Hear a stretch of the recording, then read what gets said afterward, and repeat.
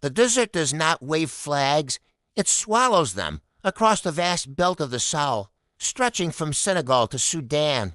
A quiet war has been unfolding for more than a decade. It is not a conventional war of front lines and victory speeches. It is a layered conflict of insurgency, fractured states, foreign militaries, mercenaries, gold roots, and communities caught between them. The question lingers like desert dust. Who really controls the Sahel, a region under pressure? The Sahel runs through Mali, Burkina Faso, Niger, Chad, and parts of Nigeria, among others. It is a transition zone between the Sahara Desert and sub-Saharan Africa. Climate change has intensified droughts, population growth strains fragile economies, governance gaps leave rural areas thinly administered, where state presence is minimal, armed groups moving. After the collapse of Libya in 2011, weapons flowed south. Fighters crossed porous borders in 2012. Northern Mali fell to a coalition of Tuareg rebels and jihadist groups. That moment reshaped the region. The insurgents. The insurgency landscape is fragmented but interconnected. Groups linked to Al-Qaeda operate under the banner of Jamaat Nusrat al-Islam wal Muslimin, known as JNIM. Others pledge allegiance to the so-called Islamic State, operating as Islamic State Sahel Province in the Lake Chad Basin. Boko Haram and its splinter faction ISDU will AP continue attacks around northeastern Nigeria and neighboring states. These groups exploit local grievances. Many conflicts begin not as global jihad, but as disputes over land, cattle routes, ethnicity, and governance. Armed organizations insert themselves into these tensions, offering protection, justice, or coercion. In parts of rural Mali and Burkina Faso, insurgents tax communities, regulate markets, and impose parallel judicial systems.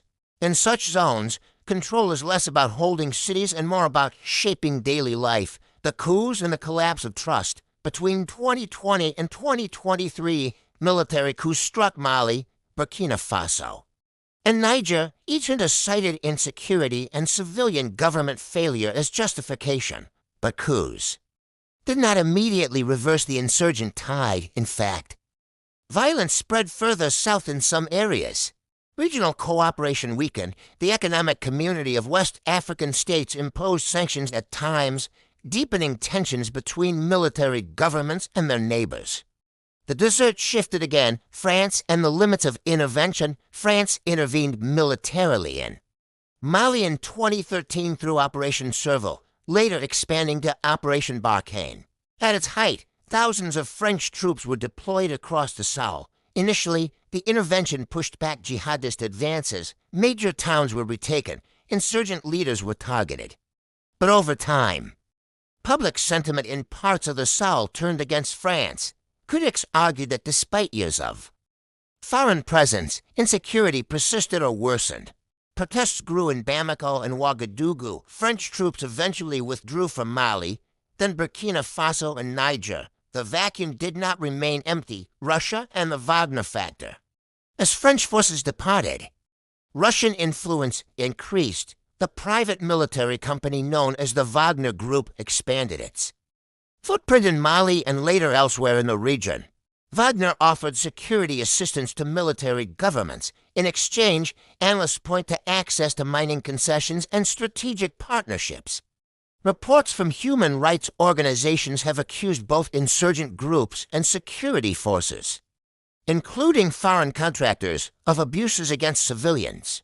In this conflict, alliances are transactional. Governments seek survival. External actors seek influence. Civilians seek safety. The expanding map of violence.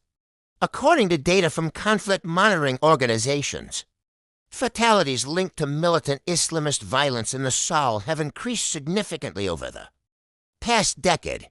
Burkina Faso has become one of the most affected countries in the world by insurgent attacks. Violence has moved toward coastal West Africa. Countries such as Benin and Togo have reported cross-border incursions. The fear is contagion. Meanwhile, in Nigeria's northwest, banditry and kidnapping networks operate with their own logic, sometimes overlapping with ideological insurgency. Sometimes driven by profit, the lines blur. Gold, smuggling. And survival economies, control of the desert is not only about ideology, it is also about roots. The Sahel sets astride trafficking corridors for gold, fuel, weapons, and migrants heading north toward North Africa and Europe, artisanal gold mines in Mali, Burkina Faso. And Niger generate billions of dollars annually, much of it outside formal state oversight. Armed groups tax these flows, local militias defend ethnic constituencies, state forces compete for authority, the desert becomes an economic chessboard without a referee. Climate and the future of conflict. Climate stress intensifies everything, shrinking water sources. Pushers and farmers into closer contact. Disputes once settled by local custom now intersect with weapons supplied through regional conflict networks. Young men facing unemployment and marginalization become vulnerable to recruitment. The war is not silent to those living it, but it is often peripheral to global headlines. So who controls the desert? No single actor. In capital cities, governments hold formal authority. In certain towns, national armies maintain checkpoints. In remote communes, insurgent groups may dictate movement and justice in mining zones. Local militias exert control. Foreign powers influence strategy but do not command the terrain. Control in the Sahel is layered, shifting, and negotiated daily. The desert answers to whoever can project force, provide protection, or manage trade at a given moment. And that answer can change with the next convoy, the next drought, or the next coup. The silent war continues, not as a clash of armies alone, but as a contest over legitimacy, survival, and power in one of the world's most fragile regions. The sand does not keep score. It only records footprints.